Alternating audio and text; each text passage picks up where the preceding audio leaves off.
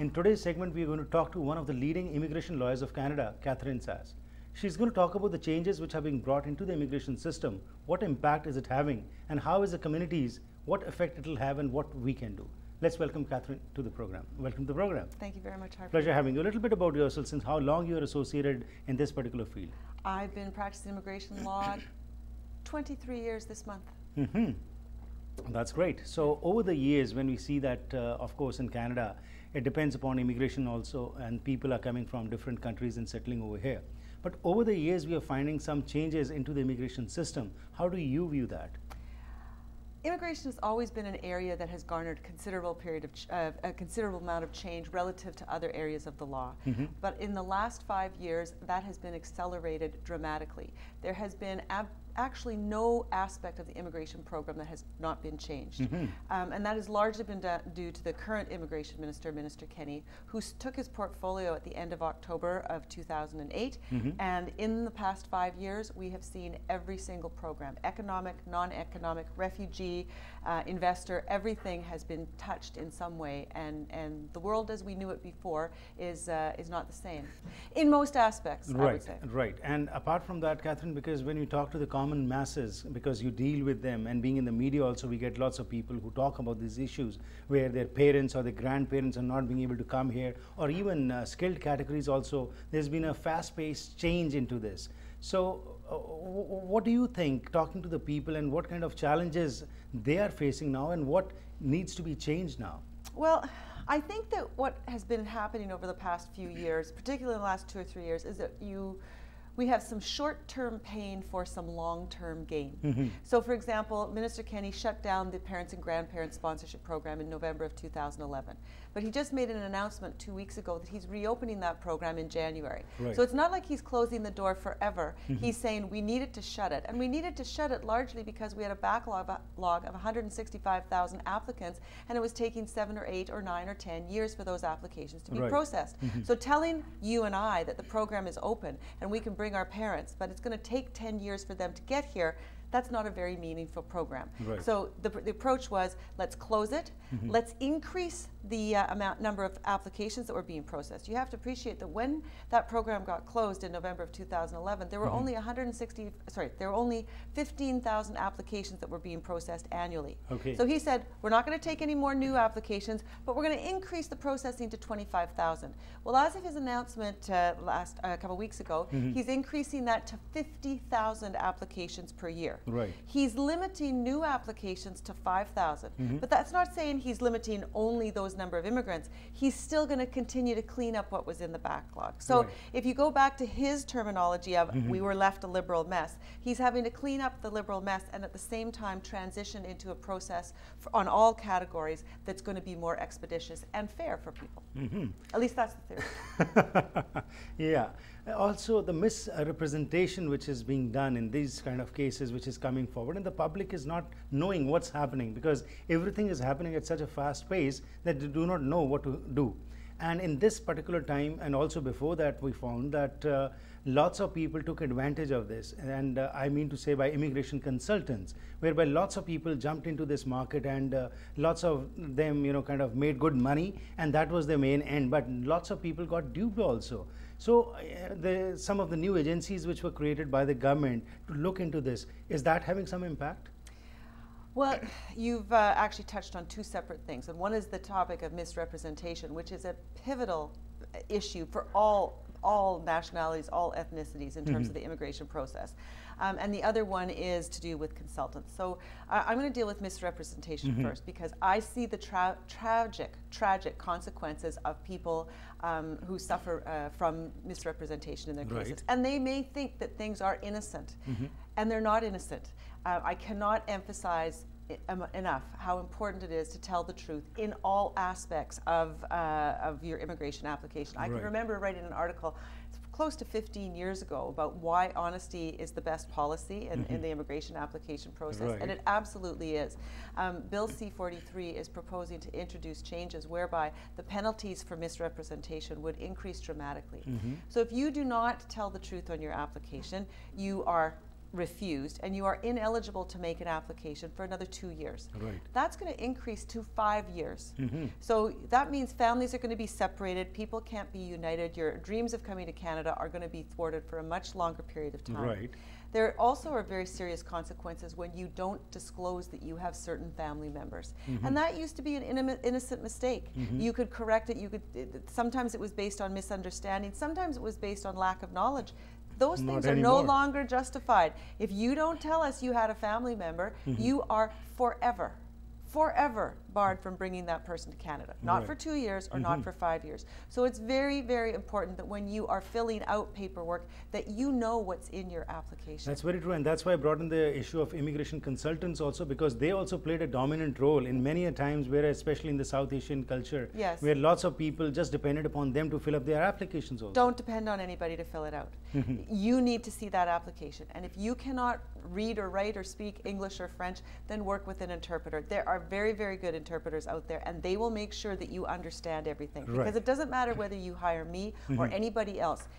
Ultimately, it is the applicant who is responsible for their application. So they need to know what's going into that application package. And the other thing is they should get a copy of it. I cannot believe how many people come to my office to ask me to help them with their application. I said, well, where's a copy of what you submitted? I don't have a copy. Well, didn't you get a copy? Oh, no, my lawyer, my consultant didn't get a copy. Or now we're moving to an online process. We're talking about change. The other thing that this department is doing is they're going paperless. And they're encouraging a number of young people in particular to do everything electronically. And they go, and they hit the send button. If you don't copy before you hit send, it's gone. It's gone. So, Catherine, we'll go for a small break. When we come back, we'll continue with our discussion as to what other effects are being brought into force and how that's going to affect the people. Once again, welcome back to the program. We are talking to Catherine Sash. She's one of the leading immigration lawyers in Canada, and she's giving her perspective about the changes which have been brought in the system. Let's continue with the discussion. So before the break, like you were mentioning about the consultants also, and many a times people, because they don't have knowledge about this immigration system, they take the help of the immigration consultant, hoping that they'll charge less as compared to a lawyer, because that's a major thing. Now, if you can just look into this and let us know as to, is there a lot of difference between what the lawyers charge and what the immigration consultants charge? Honestly, I haven't seen that to be the case. The more competition that's out in the marketplace, that does provide for lesser cost. And that runs with lawyers as it does with consultants. But I have to tell you that I have seen consultants that have charged things to various clients that make what I charge be pale in comparison. Or any other lawyer. Oh, or any other lawyer. So just because you're working with a consultant does not necessarily mean that you're paying a lesser price for the service you're getting. But Catherine, if we see the advantages or disadvantages working with a lawyer and working with an immigration consultant, what are the major advantages what one can get? Training, for one. Right. You know, lawyers go to law school after they go to university for 3 or 4 years. So you've got 7 or 8 years of education and specific legal training and a year of articling before you can do what you're doing. An immigration consultant can take a part-time course for 1 year and be out there and practice. They may or may not have any university education whatsoever. So qualitatively, the educational background that you're dealing with is often very, very different. Please keep in mind that I think that there are some excellent, very competent, very scrupulous, good consultants out there. So it's really a question of the service that you end up getting. The other difference is that being legally trained, you know the law and you know what the legal issues are behind the process that you're making. So for example, when I know that I've got a misrepresentation case, or when I know that I've got a difficult spousal sponsorship case that is very likely going to go to the Immigration Appeal Division and very likely have to go to federal court beyond that, I can set up my evidence, I can set up my case, I can deal with what I can deal with the case knowing what ultimately the legal issues are that I'm going to have to face. And that's a very useful tactic to have when you're preparing your case at the outset. Great. Language proficiency in French and English. This is also a major change which has been brought by this present government. What are the basic changes brought into this? Well, I guess the basic changes are that it's it's covering every aspect. It's not just that we're asking skilled workers to have language tests, or that we're asking Canadian Experience Class applicants to have a language test. We're asking citizenship applicants to be able to demonstrate language proficiency. They brought in language proficiency to the business application process, so that if you're trying to claim points for language proficiency, or if you're short of points, you're going to need to have a language test. So the first thing is that more and more people are having to provide concrete proof up front of their ability to speak English or French before they start the process. And this is because they see that it demonstrates that people are going to be able to integrate into society more effectively. The other thing is that they're looking for objective tests. There used to be that you would say, I could speak English or I could speak French, and you would have a letter from your employer, and the immigration officer would have to assess, and there'd be an interview, and they'd speak with you and see how well you did. The minister doesn't have time for that. Immigration officers don't have time for that. If they've got a paper, you've got this score, yes, check, you're in, no, you're not. So it makes it much faster for processing, because that's one of the goals, is that as they transform the process, there's less, it's more objective, there's less subjectivity. You've got this, you've done that, you've got this reference, bang, yes, we can say yes, no, we can say no. So everything is going to happen bang, bang, bang. Well, that's the idea. That's the plan. And as you have talked about the misinterpretation which is being done by the people, and many times they have to face the consequences of that. Towards then, what would be your advice to those who want their relatives or friends or siblings to be brought over here? Get advice, and get advice early. If you can't afford to hire somebody to assist you through the entire process, then invest in a consultation or two to make sure that you are going down the right path, and that somebody tells you what it is that you need to know and be aware of. Because once you've done that process and you've done it incorrectly on your own, it's very difficult to remedy after the fact. And also, as I've said, it's the last question, but because you have so much knowledge, which you have, your experience, we would like to take advantage. In our coming episodes, we'll definitely talk about specific issues which need to be addressed and how the public can be made aware of that. But along with that also, because those people who have already applied, do these changes apply to them also, or there is a specific date which is being set up for other changes which are being brought? No, other than the cancellation of the skilled worker applicants that applied before or after 2008 or before 2008, all the application processes are grandfathered. So, for example, when they canceled the parents and grandfather program, parents and grandparents program in 2011, if you had applied before 2011, your application is still in process, and they're still going to put it through the system. So anybody that applies afterwards, then you are affected by what the new criteria are. It was a pleasure having you. Thank you very much for your time. Thank you very much, Harpreet. Doctor Ali Kanani orthodontics ਦੇ certified specialist ਹਨ। ਇਹ ਹਰ ਕਿਸਮ ਦੀਆਂ dental ਤੇ facial ਇਰੈਗੂਲੈਰਿਟੀਜ਼ ਦੀ ਜਾਂਚ ਕਰਕੇ ਇਲਾਜ ਕਰਦੇ ਹਨ ਤੇ ਰੋਕਥਾਮ ਦੇ ਤਰੀਕੇ ਦੱਸਦੇ ਹਨ। ਸਾਫ਼ ਸੁਥਰੇ ਮਾਹੌਲ ਤੇ ਲੇਟੈਸਟ ਮਸ਼ੀਨਸ ਦੇ ਨਾਲ ਬੱਚਿਆਂ ਤੋਂ ਲੈ ਕੇ ਬਜ਼ੁਰਗਾਂ ਤੱਕ ਦੀ ਟ੍ਰੀਟਮੈਂਟ ਕੀਤੀ ਜਾਂਦੀ ਹੈ। ਇਲਾਜ ਕਰਾਓ ਤੇ 에ਅਰ ਮਾਈਲਸ ਵੀ ਪਾਓ। Creating beautiful smiles, Guilford Orthodontic Center 604 599 2212 ਜਾਂ ਲੈਂਗਲੀ ਆਰਥੋਡੋਂਟਿਕਸ 604 533 6696। ਜਦੋਂ ਜ਼ਿੰਦਗੀ ਤੁਹਾਨੂੰ ਕੋਈ ਝਟਕਾ ਦਿੰਦੀ ਹੈ ਤਾਂ ਤੁਹਾਡਾ ਹਰ ਫੈਸਲਾ ਤੁਹਾਡੇ ਭਵਿੱਖ ਨੂੰ ਪ੍ਰਭਾਵਿਤ ਕਰ ਸਕਦਾ ਹੈ। ਸਿੰਘ ਥਿੰਦ ਐਂਡ ਐਸੋਸੀਏਟਸ ਨੇ ਕ੍ਰਿਮੀਨਲ, ICBC ਅਤੇ ਇਮੀਗ੍ਰੇਸ਼ਨ ਕੇਸਿਸ ਵਿੱਚ ਤੁਹਾਡੇ ਜਿਹੇ ਕਈ ਲੋਕਾਂ ਦੇ ਹੱਕਾਂ ਦੀ ਰਾਖੀ ਕੀਤੀ ਹੈ। ਇਹਨਾਂ ਨੂੰ ਸੁਪਰੀਮ ਕੋਰਟ ਆਫ ਕੈਨੇਡਾ ਤੱਕ ਵੱਡੇ ਕੇਸਾਂ ਦੀ ਪੈਰਵੀ ਕਰਨ ਦਾ ਤਜਰਬਾ ਹੈ। Hello, I'm Amandeep Singh. And I'm Justin Thind. You're lawyers. Because we care. 604 543 3886 ਤੇ ਫੋਨ ਕਰੋ। Khalsa Credit Union, the name you can bank on. Khalsa Credit Union has very attractive financial plans for you. Up to 2.5% on term deposits, 2.6% on TFSA.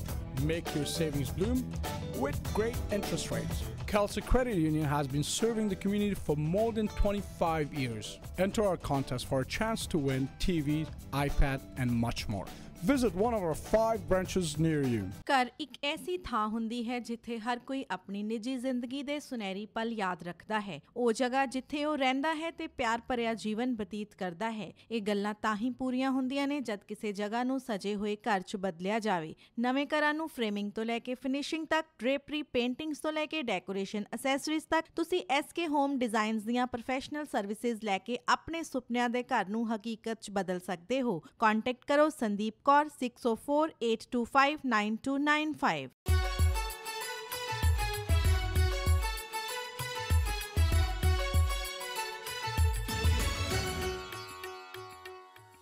Once again, welcome back to the program.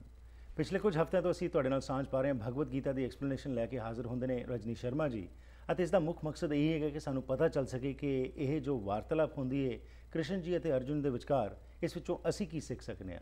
ਉਸ ਦੇ ਫਲਸਰੂਪ ਤੁਹਾਡੇ ਵੱਲੋਂ ਬਹੁਤ ਵੱਡਾ ਸਹਿਯੋਗ ਮਿਲ ਰਿਹਾ ਹੈ ਕਿਉਂਕਿ ਬਹੁਤ ਸਾਰੀਆਂ ਕਾਲਸ ਆ ਰਹੀਆਂ ਨੇ ਜਿਸ ਵਿੱਚ ਕਿ ਤੁਹਾਨੂੰ ਇਹ ਪ੍ਰੋਗਰਾਮ ਪਸੰਦ ਆ ਰਿਹਾ ਹੈ। ਉਸ ਲਈ ਅਸੀਂ ਸਾਡੀ ਸਾਰੀ ਟੀਮ ਜੋ ਹੈ ਤੁਹਾਡੀ ਧੰਨਵਾਦੀ ਹੈ। ਅੱਜ ਆਓ ਤੁਹਾਨੂੰ 12ਵੇਂ ਅਧਿਆਇ 'ਚ ਲੈ ਕੇ ਚੱਲਦੇ ਹਾਂ ਕਿਉਂਕਿ ਪਿਛਲੇ ਹਫ਼ਤੇ ਅਸੀਂ 11ਵੇਂ ਅਧਿਆਇ 'ਚ ਦੇਖਿਆ ਸੀ ਕਿ ਅਰਜੁਨ ਜੀ ਨੇ ਇਹ ਰਿਕੁਐਸਟ ਕੀਤੀ ਸੀ ਕ੍ਰਿਸ਼ਨ ਜੀ ਨੂੰ ਕਿ ਉਹ ਆਪਣਾ ਸਰੂਪ ਜੋ ਹੈ ਉਹਨਾਂ ਨੂੰ ਦਿਖਾਣ ਅਤੇ ਉਹ ਅਚੰਭੇ 'ਚ ਪੈ ਗਏ ਜਦੋਂ ਉਹਨਾਂ ਨੇ ਦੇਖਿਆ ਕਿ ਕ੍ਰਿਸ਼ਨ ਜੀ ਜਿਹੜੇ ਹਨ ਉਹਨਾਂ ਦੇ ਕਿਸ ਤਰੀਕੇ ਦਾ ਉਹਨਾਂ ਦਾ ਇਹ ਜੋ ਸਰੂਪ ਹੈ। ਜੇ ਅਚੰਭੇ 'ਚ ਜਿਹੜੇ ਹੋਏ ਸੀ ਉਸ ਤੋਂ ਬਾਅਦ ਉਹਨਾਂ ਨੇ ਇੱਕ ਹੋਰ ਗੱਲ ਕੀਤੀ ਜਿਹੜੀ ਕਿ ਬੜੀ ਮਹੱਤਤਾ ਦੀ ਗੱਲ ਹੈ ਅਤੇ ਮੈਂ ਪਿਛਲੀ ਵਾਰ ਜਦੋਂ ਅਸੀਂ ਪ੍ਰੋਗਰਾਮ ਸਮਾਪਤ ਕੀਤਾ ਸੀ ਇਹ ਗੱਲ ਕਹੀ ਸੀ ਕਿ ਤੁਹਾਡੇ ਵੱਲੋਂ ਇਹ ਸਵਾਲ ਆਇਆ ਸੀ ਕਿ ਜੇਕਰ ਰੱਬ, ਕਿ ਇੱਕ ਪਾਸੇ ਤਾਂ ਅਸੀਂ ਕਹਿੰਦੇ ਉਸ ਦਾ ਕੋਈ ਆਕਾਰ ਨਹੀਂ, ਪਰ ਕੀ ਰੱਬ ਦਾ ਕੋਈ ਸਰੂਪ ਵੀ ਹੋ ਸਕਦਾ ਹੈ। ਇਸ ਬਾਰੇ ਆਓ ਮੁੜ ਤੋਂ ਤੁਹਾਡੇ ਨਾਲ ਸਾਂਝ ਪਾਉਂਦੇ ਕਿਉਂਕਿ ਇਹ ਚੈਪਟਰ ਜਿਹੜਾ ਹੈ ਇਸ ਵਿੱਚ 12ਵੇਂ ਵਿੱਚ ਕੁਝ ਇਸ ਦੇ ਬਾਰੇ ਸੰਕੇਤ ਦਿੱਤੇ ਗਏ ਨੇ ਜੋ ਕਿ ਰਜਨੀ ਸ਼ਰਮਾ ਜੀ ਸਾਡੇ ਨਾਲ ਉਸ ਦੀ ਸਾਂਝ ਪਾਣਗੇ। स्वागत करते हैं आज के इस प्रोग्राम में रजनी शर्मा जी का। जी आना जी, once again welcome to the programme. Thank you. So last time जैसे हमने बात की थी तो उसको ही मैं लेके चलूँगा क्योंकि कॉलर्स के फिर दोबारा फ़ोन कॉल्स जो आए थे उसके अंदर वही है कि अचंभे में वो भी पड़ जाते हैं क्योंकि जब हमें एक तरफ हम कहते हैं कि भगवान का कोई रूप नहीं है, पर दूसरी तरफ जब हम इसके जो बात हो रही है उसके अंदर हम बात कर रहे हैं कि जी उनका स्वरूप था और वो देख के घबरा गए, लेकिन उसके साथ साथ एक मैसेज जो था वो भी दे दिया गया।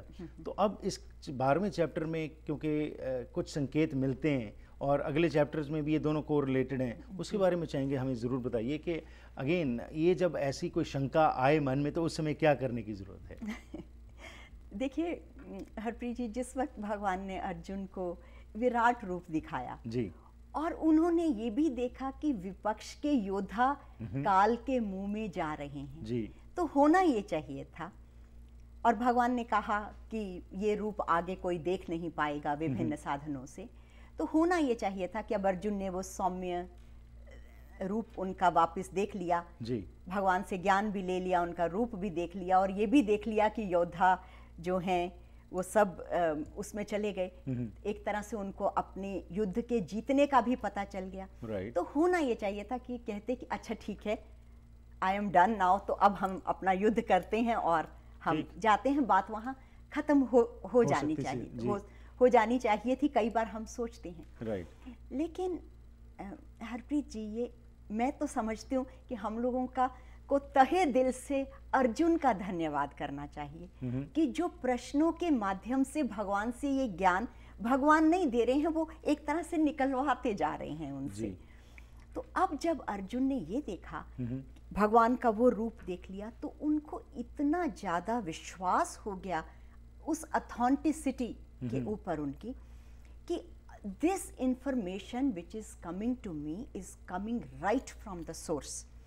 तो मैं अब मुझे क्या करना है कि अब जो बचा हुआ जीवन है वो सबसे बेस्ट तरीके से किस तरह से जिया जा सकता है। राइट। जिसको आपने एक बार शायद शब्द यूज किया था, जीवन जांच जी, पंजाबी शब्द। ये जीवन जीने की जो कला है या जीवन जीने का जो ढंग है वो क्योंकि भगवान मेरे सामने खड़े हैं, मैं इन्हीं से पूछ लूं। राइट। प्लस उनके मन में भी कुछ शंकाएं थी। राइट। ये जो आपने प्रश्न किया और ये जो आपने कहा कि बहुत सारे दर्शकों ने भी इस तरह की बात पूछी है, तो अर्जुन के मन में भी प्रश्न था कि बहुत लोग जो हैं वो भगवान की निराकार साधना करते हैं और बहुत लोग भगवान की सगुण साधना करते हैं।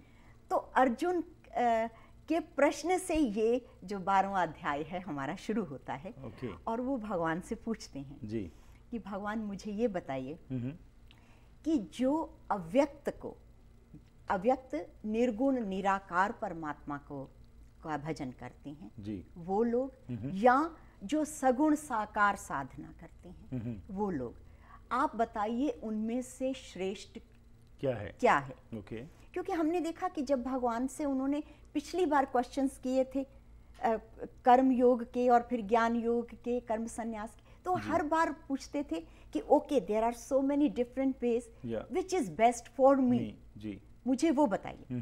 तो भगवान ने उनको वो बताने से पहले कहा कि देखो अर्जुन, जो अनन्य मन से मेरा भजन करते हैं वो तो मुझ परमात्मा को पा ही जाते हैं। राइट। लेकिन जो अव्यक्त निर्गुण निराकार का भजन करते हैं, इंद्रियों को संयम में रख के, मन को, बुद्धि को, उन सब चीज़ों को अव्यक्त साधना के लिए जो नियम है, संयम है, वो सारे का पालन करते हुए वो भी मुझे ही प्राप्त होते हैं। राइट। तो so for and result is concern, या जो लक्ष्य की प्राप्ति है वो दोनों तरह से है जी।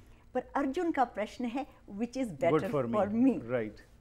तो यहाँ पर भगवान ने कहा अर्जुन को कि देखो अर्जुन, जो अव्यक्त साधना है, निर्गुण निराकार की साधना है, वो बहुत कठिन साधना है, वो मुश्किल है और बड़े परिश्रम से प्राप्त होती है जी।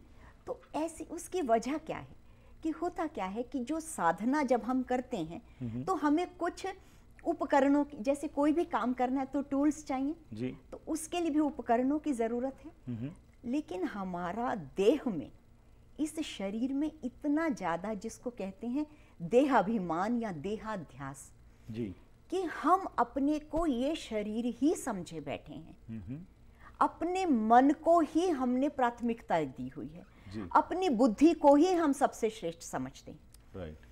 तो ये मन, ये बुद्धि, ये शरीर में हमारा जो अभ्यास है वो इतना दृढ़ है कि इनसे आगे की बात सोचना, अव्यक्त की, सूक्ष्म की, बड़ी परिश्रम लगता है उसमें जी। इन सब को, शरीर को साधने में, मन को शांत करने में, बुद्धि को सूक्ष्म करने में जी, इनमें बड़ा परिश्रम लगता है। राइट। और काफी साधना करनी पड़ती है, तब ये चीजें काबू में आती हैं। These are monsters. Right, absolutely, no doubt about it. क्योंकि हमारा जो मन है, हजारों हजारों तरह के विचार चलते हैं उसमें जी। सागर की तरह लहरें उठती हैं जी। कभी कभी छोटी सी बात पे इतना उद्विग्न मन हो जाता है कि हम छोटी सी बात पे बाद में खुद ही हैरान होते हैं जी कि ये बात भी इतनी बड़ी नहीं थी, why I reacted like that. Right. तो ये मन की स्थिति है। तो उस मन को, उनको सबको काबू में करके साधना में लगाना, भगवान ने कहा बड़ा कठिन है, परिश्रम वाला है, लेकिन रिजल्ट सेम है जी। So for result is concern, it's not difference. Right, but it's difficult है। लेकिन जो सगुण साधना है वो बहुत इजी है। Okay. वो इजी कैसे है कि उसमें जो मन है, जो बुद्धि है और जो शरीर है, उसको भगवान के अर्पण कर दिया, उनके कामों में लगा दिया जी। तो उससे क्या होता है कि हमको ये अंदर से, मन के अंदर विश्वास रहता है और श्रद्धा रहती है कि कोई ऊपर की एक शक्ति है जो हमें वॉच कर रही है। राइट। भगवान है जो कदम कदम पे मेरे साथ हैं, जो मेरी मदद करेंगे जी। तो इस तरह से भगवान को, मन को, बुद्धि को, इंद्रियों को अर्पण करने से जो साधना है वो बड़ी सरल हो जाती है। ठीक, ऐसा भगवान ने कहा। इसमें दो बातें और भी हैं कि अगर मंजिल एक है, राइट, तो हम क्यों ना ऐसे रास्ते से जाएं कि जिसमें enjoyment of the path, right, कि आप एक तरफ से गए और आपको इतनी मुश्किलों का सामना करना पड़ा और दूसरे में तो आप पिकनिक की तरह जैसे ट्रैवलिंग कर रहे हैं और रास्ते में हर जगह इंजॉयमेंट करते हुए जा रहे हैं। राइट। लेकिन होता क्या है कि जो सगुण साधना है उसमें एक जो श्रद्धा और विश्वास है जो चाहिए शुरू में ही, राइट, वो जो बहुत तर्क वाली बुद्धि है, आजकल की बुद्धि जिसको मैं कहूँ, जो साइंस की चीजों में, हर चीज में वो प्रमाण मांगती है जी, कि आप पहले मुझे दिखाइए फिर हम यकीन करेंगे उसके ऊपर जी। रिसर्च में बिलीव करती है, जो नो हाउ प्रोसेसेस में बिलीव करती है। आज की बुद्धि लॉजिक मांगती है, साइंटिफिक फैक्ट मांगती है। उसके लिए मुश्किल होता है एक्सेप्ट करना, नो डाउट। लेकिन जो सरल मन के लोग हैं, विश्वास, जैसे पहले आपने देखा कि पहले जो भक्तों की संख्या थी बहुत ज्यादा थी, राइट, मन बड़ा सरल हुआ करता था। ठीक। अब मन की जटिलता बढ़ती जा रही है, राइट, कॉम्प्लेक्सिटीज ज्यादा आ गई, राइट। आप हम जीवन भी देखें, आज से हम अगर थोड़ा सा वक्त पीछे चले जाएं तो जो जीवन मेरी अपनी मदर का था या हमारी ग्रैंड मदर का था, हमारा जीवन उससे बहुत अलग है। उसमें बहुत भाग दौड़ है, बहुत तेजी है उसके अंदर, राइट। तो वो सरलता कहीं रास्ते में खो गई। ठीक। तो इसलिए भगवान ने कहा कि तुम चाहो तो उस रास्ते से आ सकते हो जी, लेकिन वो रास्ता कठिन है।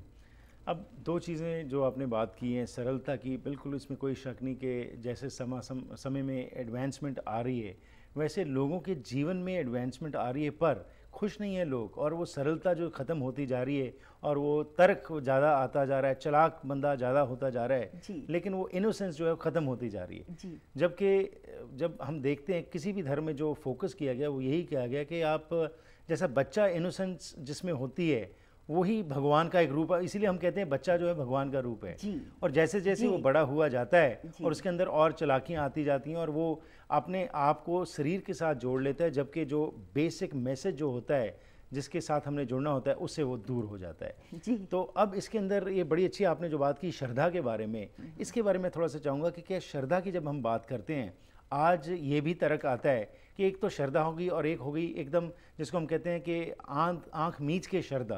तो इसमें क्या फ़र्क है और कैसे इसमें से थोड़ा सा अपने आप को हम उस रास्ते को अडॉप्ट कर सकते हैं जिसके साथ कि हम खुश भी रहें जैसे आपने कहा और साथ में उस भगवान की प्राप्ति भी कर सकें। लेकिन इसके बारे में बात करते हैं इस ब्रेक के बाद। जी।